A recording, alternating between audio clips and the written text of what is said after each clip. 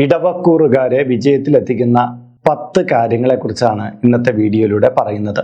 ഇടവക്കൂറുകാർ എന്ന് പറയുമ്പോൾ കാർത്തിക മുക്കാൽ ഭാഗം, രോഹിണി, മകയിരം ആദ്യത്തെ അരഭാഗം, ഇവയാണ് ഇടവക്കൂർ എന്ന് പറയുന്നത്. അപ്പൊ ഇടവക്കൂറുകാർക്ക് ഓരോ നക്ഷത്രമായിട്ട് എടുത്തു നോക്കിക്കഴിഞ്ഞാൽ ഓരോരോ പ്രത്യേകതകളായിരിക്കും ഉണ്ടാകുക. കാർത്തിക നക്ഷത്രത്തിന് ഇല്ലാത്ത ചില പ്രത്യേകതകൾ രോഹിണിക്കുണ്ടാകും, രോഹിണിക്ക് ഇല്ലാത്ത ചില പ്രത്യേകതകൾ കാർത്തികയ്ക്കുണ്ടാകും, ഇവർക്ക് രണ്ടുപേർക്കും ഇല്ലാത്ത ചില പ്രത്യേകതകൾ മകയിരം നക്ഷത്രക്കാർക്കുണ്ടാകും. അങ്ങനെയൊക്കെ ആയിരിക്കും കാണപ്പെടുന്നത്.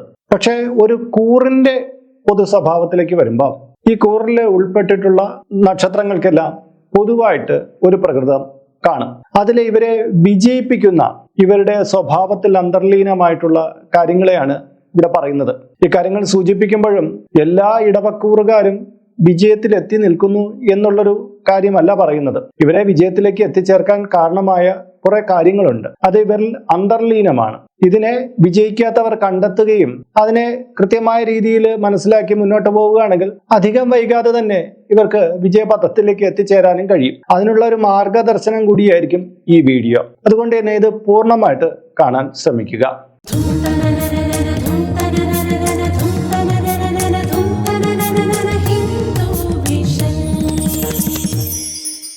നമസ്കാരം, ഞാൻ RJ ഹരിചന്ദ്രൻ മഠം.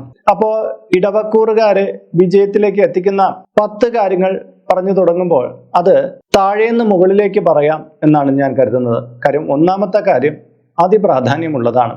അപ്പൊ എല്ലാ കാര്യങ്ങളും നമ്മൾ പൂർണ്ണമായിട്ട് മനസ്സിലാക്കട്ടെ. 10ാമത്തെ കാര്യം മറ്റുള്ളവരുടെ വേദന കാണുന്ന മനോഭാവം എന്നുള്ളതാണ്. അതെ, ഇടവക്കൂറുകാര് അങ്ങനെ നിർദ്ദയമായിട്ട് പെരുമാറുന്ന ആൾക്കാരൊന്നുമല്ല. സഹജീവി സ്നേഹം കൂടുതലുള്ള ആൾക്കാരാണ്. അതുകൊണ്ട് തന്നെ മറ്റൊരാൾക്ക് ദ്രോഹം വരുത്തുന്ന കാര്യങ്ങൾ പരമാവധി ചെയ്യാതിരിക്കാനായിരിക്കും ഇവർ ശ്രദ്ധിക്കുക. മാത്രമല്ല, തങ്ങളുടെ പിടിപ്പുകേട് കൊണ്ട് മറ്റൊരാൾക്ക് ഒരു ദോഷം വന്നു ചേരുമെന്ന് കണ്ടു കഴിഞ്ഞാൽ ആ ഒരു വിഷയത്തിലേക്ക് ഒരിക്കലും എടുത്തു ചാടാതിരിക്കാനും ഇവർ ശ്രമിക്കാറുണ്ട്. അങ്ങനെ തന്നെ സ്നേഹിക്കുന്നതിനോടൊപ്പം തന്നെ മറ്റുള്ളവർക്കും കൂടി പരിഗണന കൊടുക്കുന്നത് കൊണ്ട് തന്നെ മറ്റു വ്യക്തികളുടെ ആദരവും സ്നേഹവും ഒക്കെ ഇവർക്ക് നേടിയെടുക്കാൻ കഴിയും. മാത്രമല്ല, ഇവരുടെ ആത്മാഭിമാനത്തിനും അത് വളരെ ഗുണകരമായിട്ടുള്ള കാര്യമായിരിക്കും. അതുകൊണ്ട് തന്നെ ഈശ്വര നിശ്ചയാൽ ഇവർക്ക് വിജയങ്ങൾ സ്വമേധയാ തേടിയെത്തുന്ന ഒരു അനുഭവം ഉണ്ടായി വരും. പക്ഷേ ഇതേ കാര്യത്തിൽ തന്നെ ചില വ്യക്തികൾ ചില സംസർഗങ്ങളിലൂടെ ദോഷകാര്യങ്ങൾ മറ്റുള്ളവർക്ക് ചെയ്തു തുടങ്ങിയാൽ അവരുടെ ജീവിതത്തിന് അധപ്പതനം ഉണ്ടാക്കാനും ഇത് കാരണമാകും. പൊതുവിലെ മറ്റുള്ളവർക്ക് ഗുണം ചെയ്ത് അവരുടെ പ്രാർത്ഥനകൾ കൊണ്ട് ജീവിതത്തിൽ നേട്ടം വരുത്തുന്നവരായിരിക്കും ഇടവക്കൂറുകാർ. 9ാമത്തെ കാര്യം പ്രതിസന്ധികളിൽ തളരാതെ പോരാടുക എന്നുള്ളതാണ്. അതെ, മനുഷ്യജീവിതത്തിൽ പലതരത്തിലുള്ള പ്രശ്നങ്ങളും പ്രതിസന്ധികളും ഉണ്ടാവും. പല വ്യക്തികളും അത് കാണുമ്പോൾ തളർന്നിരുന്നു പോകുമെങ്കിലും ഇടവക്കൂറുകാര് തങ്ങളുടെ പ്രശ്നങ്ങൾക്ക് മേല് അതീശത്വം വഹിക്കാൻ വേണ്ടിയിട്ട് അതിനെ നേരിടാൻ വേണ്ടി തന്നെ ഇറങ്ങി പുറപ്പെടുന്നവരാണ്. ആദ്യ കുറച്ച് ദിവസങ്ങൾ ചിലപ്പോൾ അല്ലെങ്കിൽ കുറച്ച് മണിക്കൂറുകൾ ഇവർ പ്രശ്നത്തിൽ ആണ്ടുപോയേക്കാം. അത് തെറ്റായിട്ടുള്ള കാര്യമല്ല. പക്ഷെ അത് കഴിഞ്ഞാൽ ഈ പ്രശ്നം എങ്ങനെ വന്നു, ഇതെന്റെ ജീവിതത്തിൽ എങ്ങനെ പ്രതിഫലിച്ചു, ഇതിൽ നിന്ന് ഞാൻ എങ്ങനെ കരകയറണം എന്നുള്ളതിനെ കുറിച്ച് വിശദമായി ചിന്തിച്ചുറപ്പിച്ച് അതിന് എതിരെ പോരാടാനുള്ള ഒരു മനോവൈഭവം ഇവർക്കുണ്ട്. അതിന് ഇവരുടെ സ്ഥിരതയാർന്ന പ്രകടനവും കാരണമാകാറുണ്ട്. പലപ്പോഴും സാമ്പത്തിക ബാധ്യതകളിൽ പെട്ടും അല്ലെങ്കിൽ തന്നെ രോഗ പ്രശ്നങ്ങളിൽ പെട്ടും അങ്ങനെയൊക്കെ ഉഴറി നടക്കുന്ന പല ഇടവക്കൂറുകാരും പിൽക്കാലത്ത് അതിൽ നിന്നെല്ലാം മുക്തരായിട്ട് വരുന്നത് നമുക്ക് കണ്ടാലറിയാം. കാരണം ഇവരുടെ സ്ഥിരതയോടുള്ള പോരാട്ടമാണ് ഇതിന് പ്രധാന കാരണം. 8ാമത്തെ കാര്യത്തിലേക്ക് കടക്കുന്നതിന് മുമ്പ് ഇതിന്റെ കീഴെ കമന്റ് ബോക്സിലും ഡിസ്ക്രിപ്ഷൻ ബോക്സിലും നമ്മുടെ വാട്സപ്പ് ചാനലിന്റെ ലിങ്ക് കൊടുത്തിട്ടുണ്ട്. അതിലൂടെ ചാനലിലേക്ക് പ്രവേശിച്ചു കഴിഞ്ഞാൽ നിങ്ങളുടെ പിറന്നാളിന്, നിങ്ങളുടെ കുടുംബ അംഗങ്ങളുടെ പിറന്നാളിന് സൗജന്യമായിട്ട് പുഷ്പാഞ്ജലി അർച്ചനകൾ നടത്തി കിട്ടുന്നതാണ്.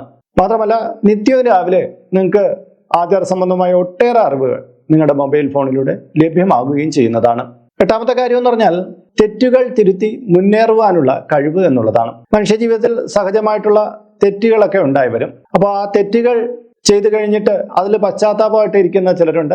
എന്നാൽ തെറ്റുകൾ ചെയ്തിട്ട് താൻ ചെയ്തത് തെറ്റൊന്നുമല്ല, അത് ശരിയാണ് എന്നുള്ള മട്ടിൽ വീണ്ടും തെറ്റുകൾ കാണിച്ച അഹമ്മതിയോടുകൂടി ജീവിക്കുന്നവരുണ്ട്. പക്ഷേ ഇവർ അങ്ങനെയല്ല.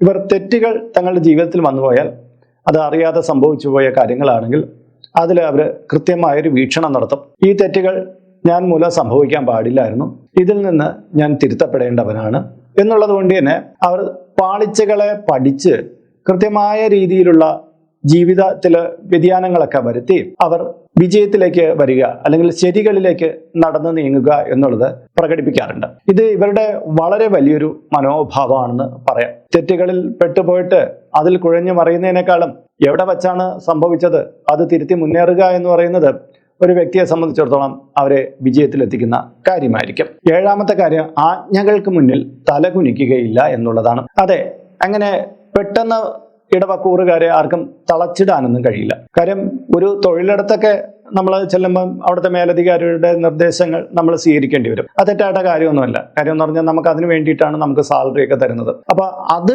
അല്ല ഞാൻ പറയുന്നത്. ചില വ്യക്തികളുണ്ട് നമ്മളെ അടക്കി ഭരിക്കാൻ നടക്കുന്നവർ. നമ്മുടെ സമൂഹത്തിൽ അങ്ങനെയുള്ള വ്യക്തികളുണ്ട്. ചിലപ്പോൾ രാഷ്ട്രീയപരമായിട്ടുള്ള കാര്യമായിരിക്കും, വേറെ ചില കാര്യങ്ങളായിരിക്കും, കുടുംബത്തിനകത്തുള്ള വ്യക്തികളായിരിക്കും. നമ്മുടെ വ്യക്തി സ്വാതന്ത്ര്യത്തിന് മേല് ഇവർ അവരുടേതായ കൊടി പിടിക്കാൻ ശ്രമിക്കും. കുറെ കാലം നമ്മൾ അങ്ങനെ ജീവിക്കുമ്പോൾ നമ്മുടെ ജീവിതം തന്നെ നമുക്ക് നരകമായി തോന്നി തുടങ്ങും. പക്ഷേ ഇടവക്കൂറുകാരെ സംബന്ധിച്ചിടത്തോളം ഇത്തരം കാര്യങ്ങളിൽ പെട്ടുപോകാത്തവരാണ്. പെട്ടുപോയാൽ തന്നെ പെട്ടെന്ന് തന്നെ ഈ കാര്യങ്ങൾ തിരിച്ചറിഞ്ഞിട്ട് അതിനെതിരെ ശബ്ദമുയർത്തുന്നവരാണ്. അതുകൊണ്ട് തന്നെ പലരുടെയും മുന്നിൽ തലകുനിച്ച് നിൽക്കാതെ സ്വന്തം ജീവിതത്തിന് വാല്യൂ കൊടുത്ത് തലയുയർത്തി നിൽക്കാനും ഒറ്റയ്ക്ക് നിലകൊള്ളാനും ഇവർക്ക് സാധിക്കുന്നതാണ്. ഇവരുടെ വിജയത്തിന്റെ വലിയൊരു അടയാളവും ഇത് തന്നെയായിരിക്കും. ആറാമത്തെ കാര്യം, ആപത്ത് കാലത്ത് ഉണർന്ന് പ്രവർത്തിക്കുക എന്നുള്ളതാണ്. മനുഷ്യ ജീവിതത്തിൽ എപ്പോൾ വേണമെങ്കിലും പലതരം ആപത്തുകൾ കടന്നു വന്നേക്കാം. ആപത്തിനെ മുന്നേ കൂട്ടി കാണുന്നവർ ജ്ഞാനികൾ എന്നാണ് പറയപ്പെടുന്നത്. അതായത് നമുക്കൊരു പ്രശ്നം വരും എന്ന് മുന്നേ കൂട്ടി കണ്ടിട്ട് ചില പ്രവർത്തനങ്ങളൊക്കെ ചെയ്യുന്നവർ അവർ ജീവിതത്തെക്കുറിച്ച് വീക്ഷണമുള്ളവരാണ്. അതിനാണല്ലോ നമ്മൾ ഇൻഷുറൻസുകൾ എടുക്കുന്നത്, ചില സമ്പാദ്യങ്ങളൊക്കെ നടത്തി വെക്കുന്നത്, ചില ബന്ധങ്ങളൊക്കെ ഉണ്ടാക്കി വെക്കുന്നത്. അങ്ങനെ പല കാര്യങ്ങളും മനുഷ്യർ ചെയ്യുന്നത് തൻ്റെ ഫ്യൂച്ചറിൽ ഉണ്ടായേക്കാവുന്ന പ്രതിസന്ധികൾക്ക് തടയിടാൻ വേണ്ടിയിട്ടാണ്. എന്നിരിക്കലും ചിലപ്പോൾ മനുഷ്യർക്ക് ആപത്തുകൾ ഉണ്ടായി എന്ന് വന്നേക്കും. കരുതലോടുകൂടി ഇരിക്കുന്നവർക്ക് അതത്ര ആഘാതമാവുകയില്ല. പക്ഷെ കരുതലില്ലാതിരിക്കുന്നവർക്ക് അത് അവരെ ചുറ്റി വരിഞ്ഞും കളയും. പക്ഷെ ഇവിടെ നമ്മൾ ഇടവക്കൂറുകാരെ സംബന്ധിച്ചിടത്തോളം നോക്കുമ്പോൾ ആപത്തുകളിൽ പെട്ടുപോയാലും അതിൽ നിന്ന് സമർത്ഥമായി കരകയറാനുള്ള ഒരു കഴിവ് ഇവർക്കുണ്ടെന്നാണ്. ആദ്യം കുറച്ചു കാലം ചിലപ്പോൾ അതിനൊട്ട് അവർക്ക് സഞ്ചരിക്കേണ്ടി വന്നേക്കാം. പക്ഷേ കാര്യങ്ങളെ തിരിച്ചറിയുകയും പിന്നീട് അതിൽ നിന്ന് മുക്തരായി വരാനും ഇവർക്ക് സാധിക്കുന്നതാണ്. അതിനായിട്ട് ഇവരെ സഹായിക്കുന്നത് ഉണർന്ന് പ്രവർത്തിക്കുക എന്നുള്ളതാണ്. അതായത് ഒരു പ്രശ്നം വരുമ്പോൾ അതിൽ അടിഞ്ഞുകൂടി കിടക്കാതെ ഇതിൽ നിന്ന് പുറത്തേക്ക് കടക്കാനുള്ള മാർഗങ്ങൾ തനിക്ക് അറിയാവുന്ന രീതിയും മറ്റുള്ളവരുടെ ചോദിച്ച് മനസ്സിലാക്കിയും ഇവർ ആ പ്രയാസങ്ങളിൽ നിന്ന് പുറത്തു കടക്കാനുള്ള മാർഗരേഖ തയ്യാറാക്കുകയും അധികം വൈകാതെ പുറത്തെത്തുകയും ചെയ്യുമെന്നുള്ളതാണ്. അഞ്ചാമത്തെ കാര്യം, ബഹുമാനിക്കേണ്ടവരെ ആദരിക്കും എന്നുള്ളതാണ്. നമ്മുടെ സമൂഹത്തിൽ ഇന്ന് കുറഞ്ഞു വരുന്ന ഒരു കാര്യമാണ് ആദരിക്കേണ്ടുന്നവരെ പോലും കുറ്റം പറയുക, അവരെ അവഹേളിക്കുക എന്നുള്ള ശീലം.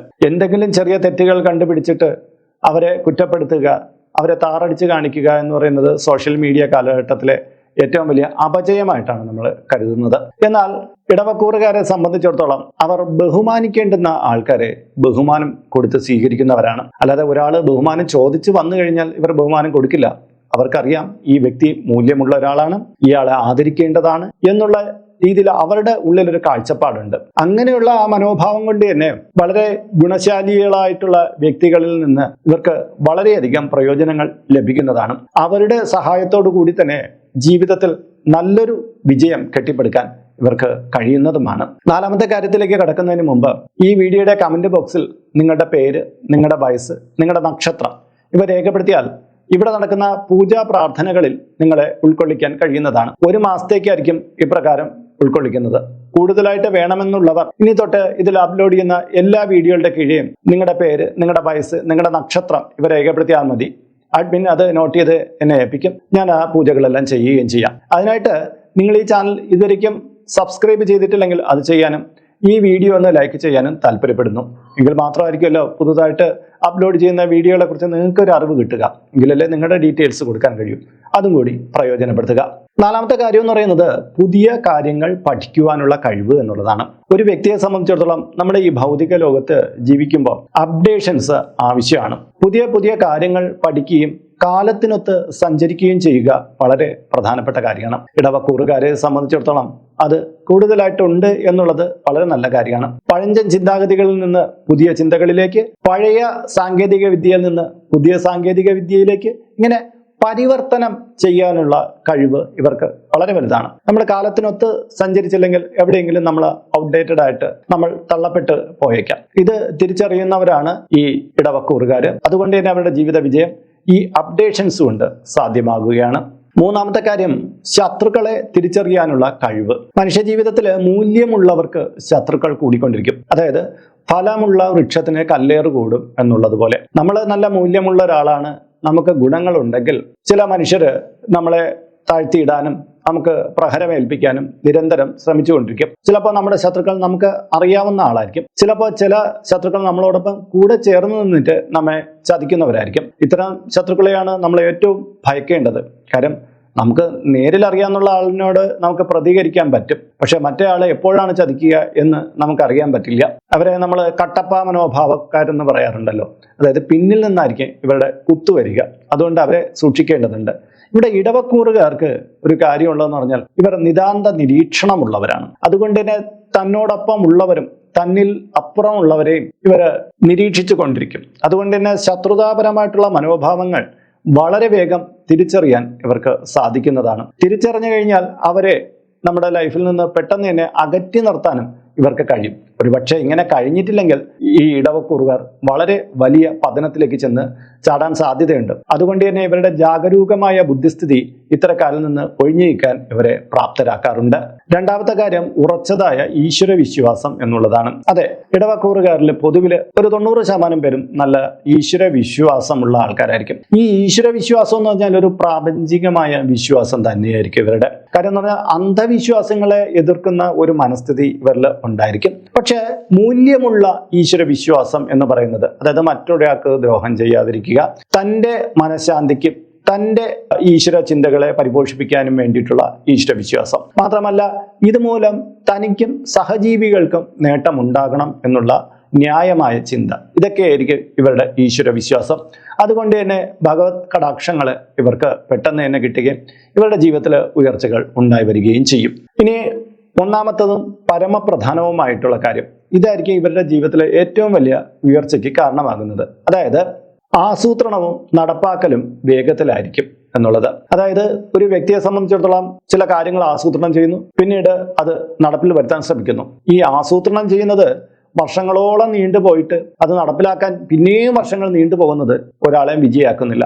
പകരം ഒരു കാര്യത്തെ കൃത്യമായ ഒരു ടൈം സോണിൽ ആസൂത്രണം ചെയ്യും, അതിന് ഉപരിയുള്ള ടൈമിൽ പെട്ടെന്ന് തന്നെ ആക്ഷൻ കൊടുത്ത് ആ പദ്ധതിയെ വിജയത്തിൽ എത്തിച്ചേർക്കുകയും ചെയ്യുന്നതാണ് ഒരു മനുഷ്യനെ ന്യായമായ രീതിയിൽ വിജയത്തിലേക്ക് എത്തിക്കുക. ഇവിടെ ഇടവക്കൂറുകാർക്ക് അതിനുള്ള കഴിവുണ്ട്. ഞാൻ പറഞ്ഞ പോലെ ആസൂത്രണവും വൈകി പോകുന്നു, പിന്നെ നടപ്പിൽ വരുത്താനും കാലതാമസം എടുക്കുന്നു. അങ്ങനെയുള്ളവർ മിക്കവാറും പരാജയത്തിൽ എത്തിച്ചേരുകയായിരിക്കും സ്വാഭാവികമായി ചെയ്യുന്നത്. ഇവിടെ ഇടവക്കൂറുകാരെ സംബന്ധിച്ചിടത്തോളം അവർ കുറച്ചുകൂടി ഫാസ്റ്റായിട്ട് കാര്യങ്ങൾ നീക്കുന്നത് കൊണ്ട് തന്നെ ഒരു മിഷൻ, ഒരു ലക്ഷ്യം ആരംഭിച്ചു കഴിഞ്ഞാൽ അത് പെട്ടെന്ന് നടപ്പിൽ വരുത്തി അതിൽ നിന്ന് നേട്ടങ്ങൾ കൈവരിക്കുന്നവരാണ്.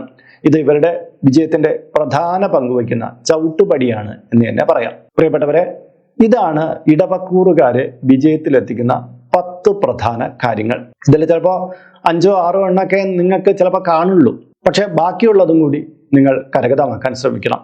കാര്യം 5-6 എണ്ണം ഉണ്ടെങ്കിൽ തന്നെ നമുക്ക് കുറച്ച് നേട്ടങ്ങൾ കൈവരിക്കാൻ പറ്റും. പക്ഷെ ഈ പറഞ്ഞ മറ്റു ഗുണങ്ങളും നിങ്ങളിൽ അന്തർലീനമാണ്. അതും കൂടെ കണ്ടെത്തി ഇതിനനുസരിച്ച് നീങ്ങാൻ തുടങ്ങിക്കഴിഞ്ഞാൽ നിങ്ങളുടെ ജീവിതത്തിൽ ഇപ്പോൾ അനുഭവിച്ചുകൊണ്ടിരിക്കുന്ന പ്രശ്നങ്ങൾക്കെല്ലാം മരുന്നായിട്ട് അത് മാറുകയും ചെയ്യും. അപ്പോൾ ഇന്നത്തെ വീഡിയോ നിങ്ങൾക്ക് പ്രയോജനപ്രദമായിരിക്കും എന്ന് കരുതുന്നു.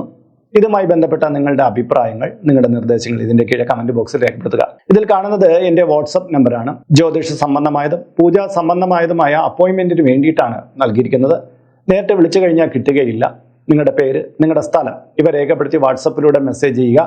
അപ്പോൾ അഡ്മിനൊരു മാർഗനിർദ്ദേശം അയച്ചു നൽകുന്നതാണ്. ആ മാർഗനിർദ്ദേശം അനുസരിച്ച് അപ്പോയിന്റ്മെന്റ് എടുത്തിട്ട് വിളിക്കാവുന്നതാണ്. നമ്മളിപ്പോൾ ഒരു സ്റ്റോർ യൂട്യൂബിൽ ആരംഭിച്ചിട്ടുണ്ട്. ഹൈന്ദവ ധർമ്മം അനുസരിച്ച് ജീവിക്കുന്നവർക്ക് പൂജാ കാര്യങ്ങളുമായിട്ട് ബന്ധപ്പെട്ട ചില കാര്യങ്ങളൊക്കെ മേടിക്കണമെന്നുണ്ടായിരിക്കും. അപ്പോൾ അങ്ങനെയുള്ള കാര്യങ്ങൾ നിങ്ങൾക്ക് ഓൺലൈനായിട്ട് എടുക്കാൻ പറ്റുന്ന ഒരു സ്റ്റോറാണിത്. താല്പര്യമുള്ളവർക്ക് അതിൽ പോയിട്ട് അതിൻ്റെ വിലയൊക്കെ നോക്കിയിട്ട് നിങ്ങൾക്ക് താല്പര്യമുണ്ടെങ്കിൽ അതിൽ നിന്ന് മേടിക്കാവുന്നതാണ്. ഇങ്ങനെ നോക്കിയാൽ മതിയാകും. അപ്പോൾ മറ്റൊരു വീഡിയോയിൽ മറ്റൊരു വിശേഷവുമായിട്ട് വീണ്ടും കണ്ടുമുട്ടുന്നവരെ എല്ലാവർക്കും നമസ്കാരം. നിങ്ങളുടെ സ്വന്തം RJ അയ്യർ ഹരിചന്ദന മഠം. നമസ്തേ.